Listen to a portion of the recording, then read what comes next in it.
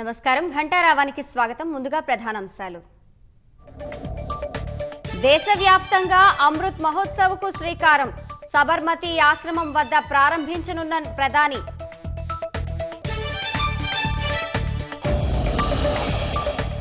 స్థానిక ఉత్పత్తుల ప్రచారమే మహాత్ముడికి నివాళి.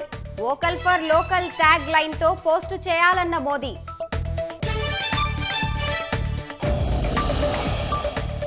రాష్ట్రంలో ఘనంగా అమృత్ మహోత్సవ్ వేడుకలు.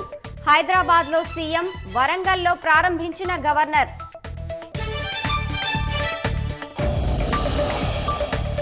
ప్రపంచ చరిత్రలో మహోజ్వల ఘట్టంగా స్వాతంత్ర్య పోరాటం.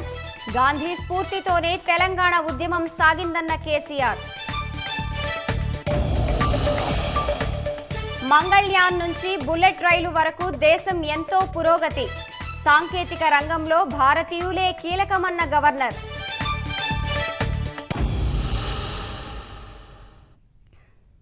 మహాత్మా గాంధీ అహింసాయుత పోరాట స్ఫూర్తితోనే తెలంగాణ రాష్ట్రాన్ని సాకారం చేసుకున్నామని సీఎం కేసీఆర్ తెలిపారు. హైదరాబాద్ నాంపల్లి పబ్లిక్ గార్డెన్స్ వేదికగా రాష్ట్రంలో ఆజాదీ కా అమృత్ మహోత్సవ్ వేడుకలకు ముఖ్యమంత్రి అంకురార్పణ చేశారు. గాంధీజీ మార్గాన్ని, ఉప్పు సత్యాగ్రహ ఘట్టాన్ని స్మరించుకున్న కేసీఆర్ స్వాతంత్ర్య ఉద్యమ స్ఫూర్తిని మరవకుండా ప్రగతి పథంలో ముందుకు సాగుదామని పిలుపునిచ్చారు. ఆజాదీ కా అమృత్ మహోత్సవ్ కోసం 25 కోట్ల రూపాయలు కేటాయించినట్లు ప్రకటించారు. దేశానికి స్వాతంత్ర్యం సిద్ధించి 2022 ఆగస్టు 15 నాటికి 75 ఏళ్లు పూర్తి కానున్నాయి. ఈ చారిత్రక సందర్భంగా ఆజాదీ కా అమృత్ మహోత్సవ్ పేరిట ఘనంగా వేడుకలు నిర్వహించాలని కేంద్రం నిర్ణయించింది. ఈ మేరకు రాష్ట్రంలోనూ ఉత్సవాల నిర్వహణకు సీఎం కేసీఆర్ శ్రీకారం చుట్టారు. హైదరాబాద్ నాంపల్లి పబ్లిక్ గార్డెన్స్ లో అమృత్ మహోత్సవ్ కు అంకురార్పణ చేశారు.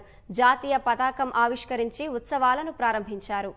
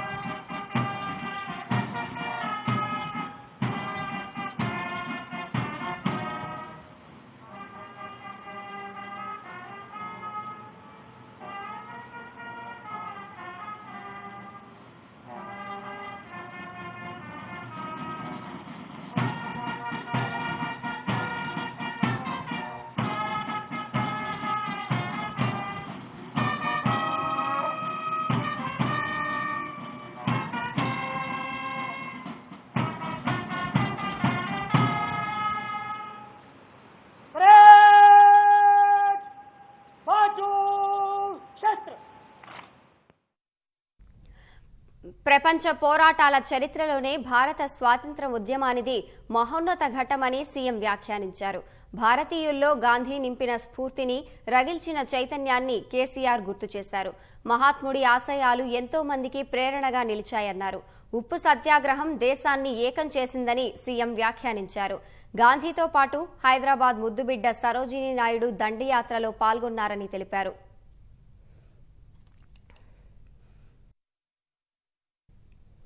ఆజాదీ కా అమృత్ మహోత్సవ్ పేరిట 75 వసంతాల స్వాతంత్ర్యపు సంబరాలను ప్రధాని మోదీ లాంఛనంగా ప్రారంభించారు. గుజరాత్లోని సబర్మతి ఆశ్రమంలో ఏర్పాటు చేసిన కార్యక్రమంలో ప్రధాని మోదీ మాట్లాడుతున్నారు. ప్రత్యక్ష ప్రసారం ద్వారా చూద్దాం. आजाद भारत के इस ऐतिहासिक कालखंड के साक्षी बन रहे हैं। आज दांडी यात्रा की वर्षगांठ पर हम बापू की इस कर्मस्थली पर इतिहास बनते भी देख रहे हैं और इतिहास का हिस्सा भी बन रहे हैं। आज आजादी के अमृत महोत्सव का प्रारंभ हो रहा है, पहला दिन है। अमृत महोत्सव 15 अगस्त 2022 से पूर्व आज प्रारंभ हुआ है और 15 अगस्त 2023 तक चलेगा।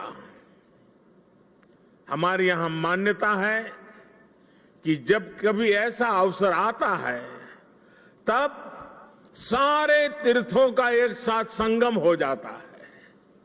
आज एक राष्ट्र के रूप में भारत के लिए भी ऐसा ही पवित्र अवसर है।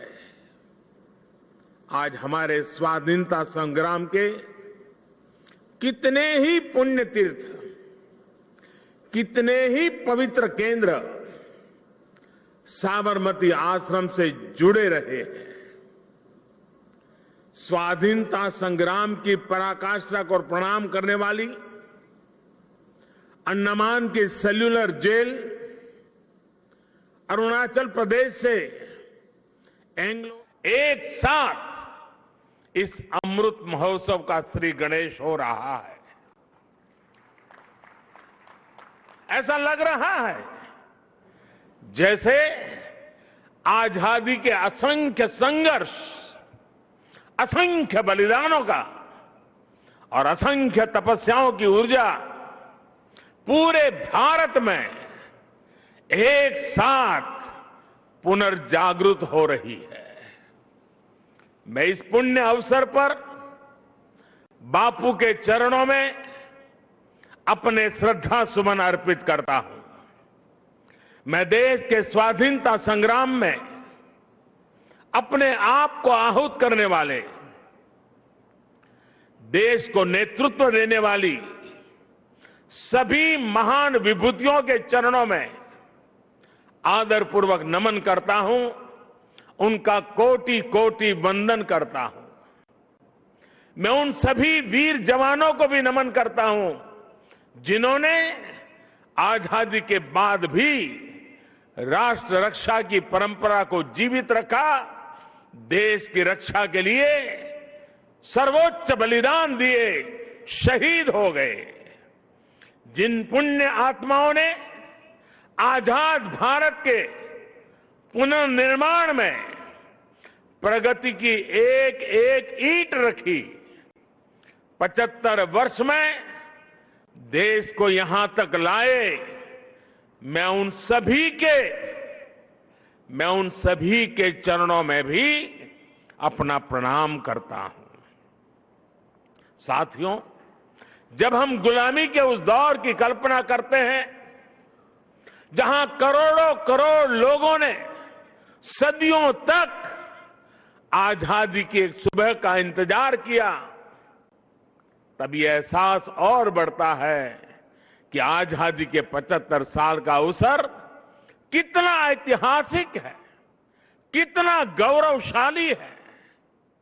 इस पर्व में शाश्वत भारत की परंपरा भी है, स्वाधीनता संग्राम की परछाई भी है और आजाद भारत के गौरवान्वित करने वाली प्रगति भी है। इसलिए अभी आपके सामने जो प्रेजेंटेशन रखा गया उसमें अमृत महोत्सव के 5 स्तंभों पर विशेष जोर दिया गया है। Freedom struggle, ideas at 75, achievements at 75, actions at 75 और रिजॉल्व्स एट 75। ये पांचों स्तंभ आजादी की लड़ाई के साथ साथ आजाद भारत के सपनों और कर्तव्यों को देश के सामने रखकर आगे बढ़ने की प्रेरणा देंगे।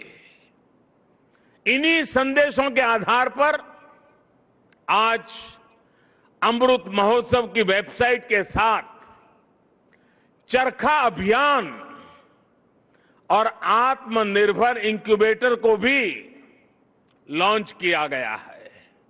भाइयों और बहनों, इतिहास साक्षी है कि किसी राष्ट्र का गौरव तभी जागृत रहता है जब वो अपने स्वाभिमान और बलिदान की परंपराओं को अगली पीढ़ी को भी सिखाता है, संस्कारित करता है, उन्हें इसके लिए निरंतर प्रेरित करता है। किसी राष्ट्र का भविष्य तभी उज्जवल होता है जब वो अपने अतीत के अनुभवों और विरासत के गर्व से पल पल जुड़ा रहता है। फिर भारत के पास तो गर्व करने के लिए अथाह भंडार है, समृद्ध इतिहास है,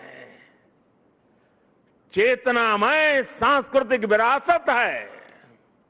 इसलिए आजादी के 75 साल का यह अवसर एक अमृत की तरह वर्तमान पीढ़ी को प्राप्त होगा। एक ऐसा अमृत जो हमें प्रतिपल देश के लिए जीने, देश के लिए कुछ करने के लिए प्रेरित करेगा। साथियों, हमारे यहां वेदों में एक वाक्य है, मृत्यो मृक्षीय मामृताम, अर्थात हम दुख, कष्ट, क्लेश और विनाश से निकलकर अमृत की तरफ बढ़ें, अमरता की ओर बढ़ें। यही संकल्प आजादी के इस अमृत महोत्सव का भी है। आजादी का अमृत महोत्सव यानी आजादी की ऊर्जा का अमृत। आजादी का अमृत महोत्सव यानी स्वाधीनता सेनानियों से प्रेरणाओं का अमृत। आजादी का अमृत महोत्सव यानी नए विचारों का अमृत, नए संकल्पों का अमृत। आजादी का अमृत महोत्सव यानी आत्मनिर्भरता का अमृत। और इसलिए ये महोत्सव राष्ट्र के जागरण का महोत्सव है। ये महोत्सव सुराज्य के सपने को पूरा करने का महोत्सव है। ये महोत्सव वैश्विक शांति का, विकास का महोत्सव है। साथियों, अमृत महोत्सव का शुभारंभ दांडी यात्रा के दिन हो रहा है। उस ऐतिहासिक क्षण को पुनर्जीवित करने के लिए एक यात्रा भी अभी शुरू होने जा रही है। यह अद्भुत संयोग है कि दांडी यात्रा का प्रभाव और संदेश भी वैसा ही है जो आज देश अमृत महोत्सव के माध्यम से लेकर आगे बढ़ रहा है। गांधी जी की इस एक यात्रा ने आजादी के संघर्ष को एक नई प्रेरणा के साथ जन जन से जोड़ दिया था। इस एक यात्रा ने अपनी आजादी को लेकर भारत के नजरिए को पूरी दुनिया तक पहुंचा दिया था। ऐसा ऐतिहासिक और ऐसा इसलिए क्योंकि बापू की दांडी यात्रा में आजादी के आग्रह के साथ साथ भारत के स्वभाव और भारत के संस्कारों का भी समावेश था। हमारे यहां नमक को कभी उसकी कीमत से नहीं आंका गया। हमारे यहां नमक का मतलब है ईमानदारी। हमारे यहां नमक का मतलब है विश्वास। हमारे यहां नमक का मतलब है वफादारी। हम आज भी कहते हैं कि हमने देश का नमक खाया है। ऐसा इसलिए नहीं क्योंकि नमक कोई बहुत कीमती चीज है। ऐसा इसलिए क्योंकि नमक हमारे यहां श्रम और समानता का प्रतीक है। उस दौर में नमक भारत की आत्मनिर्भरता का एक प्रतीक था। अंग्रेजों ने भारत के मूल्यों के साथ साथ इस आत्मनिर्भरता पर भी चोट की। भारत के लोगों को इंग्लैंड से आने वाले नमक पर निर्भर हो जाना पड़े। गांधी जी ने देश के उस पुराने दर्द को समझा, जन जन से जुड़ी उस नब्ज को पकड़ा और देखते ही देखते ये आंदोलन हर एक भारतीय का आंदोलन बन गया, हर एक भारतीय का संकल्प बन गया। साथियों, इसी तरह आजादी की लड़ाई में अलग अलग संग्रामों, अलग अलग घटनाओं की भी अपनी प्रेरणाएं हैं, अपने संदेश हैं, जिन्हें आज का भारत आत्मसात कर आगे बढ़ सकता है। 1857 का स्वातंत्र्य संग्राम, महात्मा गांधी का विदेश से लौटना, देश को सत्याग्रह की ताकत फिर याद दिलाना, लोकमान्य तिलक का पूर्ण स्वराज का आह्वान, नेताजी सुभाष चंद्र बोस के नेतृत्व में आजाद हिंद फौज का दिल्ली मार्च, दिल्ली चलो, ये नारा आज भी हिंदुस्तान भूल नहीं सकता है। 1942 का अविस्मरणीय आंदोलन, अंग्रेजों भारत छोड़ो का वो उद्घोष, ऐसे कितने ही अनगिनत पड़ाव जिनसे हम प्रेरणा लेते हैं, ऊर्जा लेते हैं। ऐसे कितने ही हुतात्मा सेनानी हैं जिनके प्रति देश हर रोज अपनी कृतज्ञता व्यक्त करता है। 1857 की क्रांति के मंगल पांडे, तात्या टोपे जैसे वीर हों, अंग्रेजों की फौज के सामने निर्भीक गर्जना करने वाली रानी लक्ष्मीबाई हो, कित्तूर की रानी चेन्नम्मा हो, रानी गाइडिनल्यू हो, चंद्रशेखर आजाद, रामप्रसाद बिस्मिल, भगत सिंह, सुखदेव, राजगुरु, अतफाउल्लाह खां, गुरुराम सिंह, टिटू जी, पोल रामास्वामी जैसे वीर हो, या फिर पंडित नेहरू, सरदार पटेल, बाबा साहब आंबेडकर, सुभाष चंद्र बोस, मौलाना आजाद, खान अब्दुल गफार खान, वीर सावरकर जैसे अनगिनत जननायक, ये सभी महान व्यक्तित्व आजादी के आंदोलन के पथदर्शक रहे हैं। आज इन्हीं के सपनों को भारत बनाने के लिए, उनके सपनों का भारत बनाने के लिए हम सामूहिक संकल्प ले रहे हैं, इनसे प्रेरणा ले रहे हैं।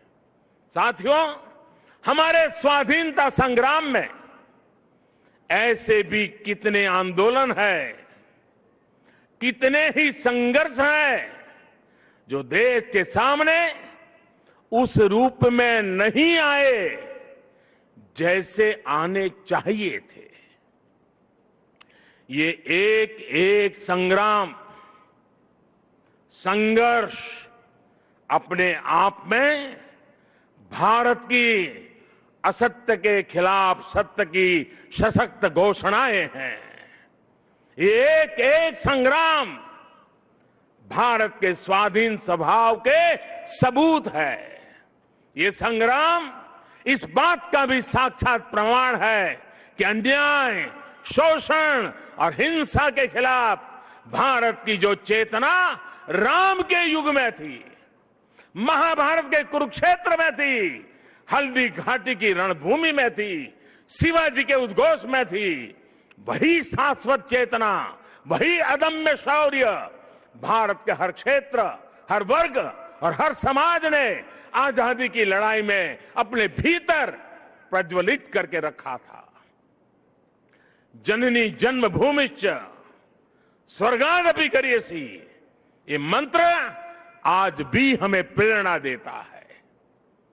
आप देखिए हमारे इस इतिहास को, कोल आंदोलन हो या हो संघर्ष, खासी आंदोलन हो या संथाल क्रांति, कछोहा कछार नागा संघर्ष हो, या कूका आंदोलन, भील आंदोलन हो या मुंडा क्रांति, सन्यासी आंदोलन हो या रमोसी संघर्ष, कित्तूर आंदोलन, त्रावणकोर आंदोलन, बारडोली सत्याग्रह, चंपारण सत्याग्रह, संबलपुर संघर्ष, चुआर संघर्ष, बुंदेल संघर्ष, ऐसे कितने ही संघर्ष और आंदोलनों ने देश के हर भूभाग को, हर कालखंड में आजादी की ज्योति से प्रज्वलित रखा। వరంగల్ పోలీస్ గ్రౌండ్స్ లో ఆజాదీ కా అమృత్ మహోత్సవ్ వేడుకల్లో గవర్నర్ తమిళిసై సౌందరరాజన్ పాల్గొన్నారు. స్వాతంత్ర్యం తర్వాత దేశం అన్ని రంగాల్లోనూ ముందుకు వెళ్తోందని పేర్కొన్నారు. జాతీయ పతాకాన్ని ఆవిష్కరించిన గవర్నర్ పోలీసుల గౌరవ వందనాన్ని స్వీకరించారు. ఆజాదీ కా అమృత్ మహోత్సవంలో భాగం కావడం సంతోషంగా ఉందని గవర్నర్ పేర్కొన్నారు. దేశ అభివృద్ధిలో తెలంగాణ ప్రముఖ పాత్ర పోషిస్తుందని తెలిపారు. 50కి పైగా దేశాలకు కరోనా వ్యాక్సిన్ అందించిన ఘనత మన దేశానికే దక్కుతుందని వెల్లడించారు. ప్రపంచంలోనే అతిపెద్ద వ్యాక్సినేషన్ డ్రైవ్ ను చేపట్టినట్లు పేర్కొన్నారు. జాతీయ పతాక ఆవిష్కరణ కోసం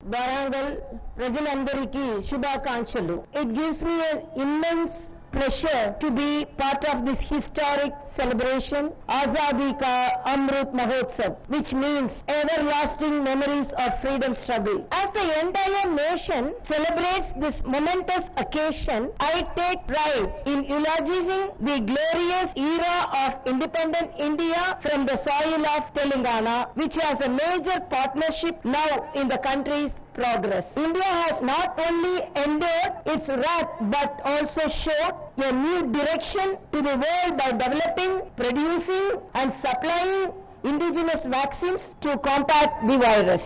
We must all be proud to more than 50 countries, including many developed nations across the globe. What we are witnessing now is a transformed new India. As our Honorable Prime Minister Shri Narendra Modi ji calls the nation which has been making rapid strides in every field.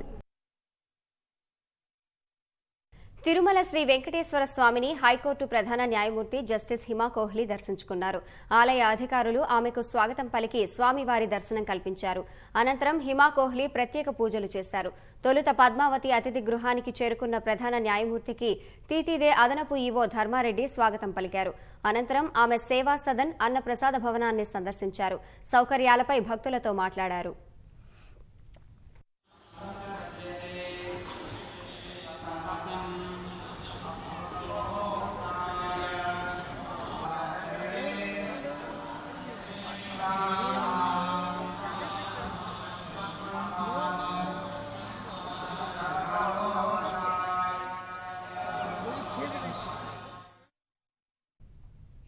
Yadadri జిల్లాలో rave పార్టీని పోలీసులు భగ్నం చేశారు. సంస్థాన్ నారాయణపూర్ వద్ద farm house లో rave party ఏర్పాటు చేసినట్లు తెలుసుకున్న ఎస్ఓటీ పోలీసులు 90 మందిని అదుపులోకి తీసుకున్నారు. రేవ్ పార్టీ నిర్వాహకులను అదుపులోకి తీసుకున్న పోలీసులు నిషేధిత మత్తు పదార్థాలు, మద్యం సేవించినట్లు గుర్తించారు.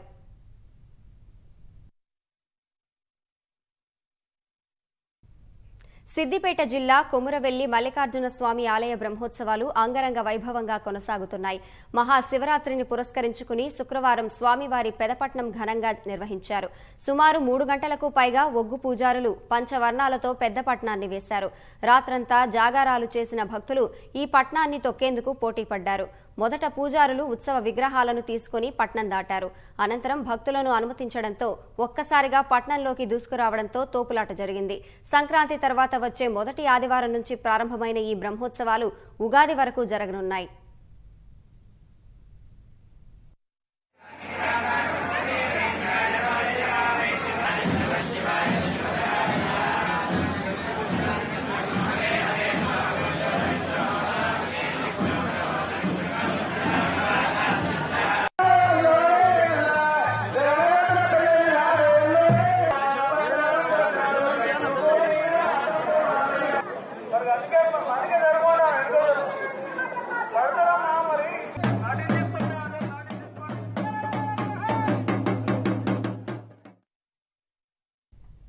నందిగ్రామ్ ఘటనలో గాయపడిన టీఎంసీ అధినేత్రి బంగాల్ ముఖ్యమంత్రి మమతా బెనర్జీ ఆరోగ్యం నిలకడగా ఉందని వైద్యులు తెలిపారు.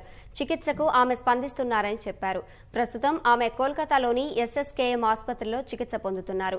రాత్రి ఆమె చక్కగా నిద్రపోయారని పేర్కొన్నారు. కాలికి ఉన్న ప్లాస్టర్ను తీసి గాయం ఏ మేరకు మానిందో తెలుసుకోనున్నట్లు వైద్యులు వివరించారు. అవసరాన్ని బట్టి మరికొన్ని పరీక్షలు చేపట్టనున్నారు. కాలి వాపు తగ్గుముఖం పట్టిందని, నొప్పి కూడా భరించగలిగే స్థాయికి తగ్గిందని దీది వైద్యులు తెలిపారు. సాధారణంగా ఈ తరహా గాయాలున్న వారికి 3 నుంచి 4 వారాల విశ్రాంతి సూచిస్తామని వైద్యులు చెప్పారు. 2 రోజుల క్రితం నందిగ్రామ్ ప్రచారంలో జరిగిన ఘటనలో మమతకు మెడభాగంలో భుజం, మోచేయి, ఎడమకాలికి గాయాలయ్యాయి. ఇది దాడని టీఎంసీ ఆరోపిస్తుండగా భాజపా మాత్రం ప్రమాదమేనని అంటోంది. అటు ఆసుపత్రిలో చికిత్స పొందుతున్న మమతను ఆ రాష్ట్ర హైకోర్టు ప్రధాన న్యాయమూర్తి జస్టిస్ టీబీఎన్ రాధాకృష్ణన్ పరామర్శించారు. నందిగ్రామ్ ఘటనపై ఢిల్లీలోని కేంద్ర ఎన్నికల సంఘానికి ఇవాళ టీఎంసీకి చెందిన 6 ప్రతినిధుల పార్లమెంటరీ బృందం ఫిర్యాదు చేయనుంది. మధ్యాహ్నం 12 గంటల తర్వాత వీరు కేంద్ర ఎన్నికల సంఘం ప్రధానాధికారితో భేటీ కానున్నారు. ఈ బృందం ఇప్పటికే కోల్కతాలోని ఎన్నికల సంఘం బంగాల్ ప్రధానాధికారిని కలిసి దాడికి బాధ్యత వహించాలంటూ డిమాండ్ చేసింది. అయితే వారి ఆరోపణను ఈసీ తోసిపుచ్చింది. మమతా బెనర్జీపై దాడి వెనుక పెద్ద కుట్ర ఉందని టీఎంసీ నేతలు ఆరోపిస్తున్నారు. పక్క రాష్ట్రాల నుంచి భాజపా కార్యకర్తలను తీసుకొచ్చి ఇక్కడ దాడులు జరుపుతున్నారని వారు అంటున్నారు. దేశంలో రోజువారీ కరోనా కేసుల సంఖ్య క్రమంగా పెరుగుతోంది. నిన్న ఉదయం నుంచి ఈ ఉదయం 9 గంటల వరకు కొత్తగా 23,285 మంది కరోనా బారిన పడ్డారు. ఆ మహమ్మారికి మరో 117 మంది బలికాగా 15,157 మంది కోలుకున్నారు. దేశవ్యాప్తంగా కరోనా బారిన పడ్డవారి సంఖ్య 1,08,846కి పెరిగింది. రికవరీల సంఖ్య 1,09,53,303 కాగా మరో 1,97,237 మందికి కరోనా చికిత్స పొందుతున్నారు.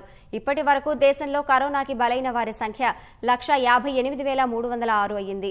కోవిడ్ వ్యాక్సినేషన్ అయిన వారి సంఖ్య 2,61,64,920 అయ్యింది.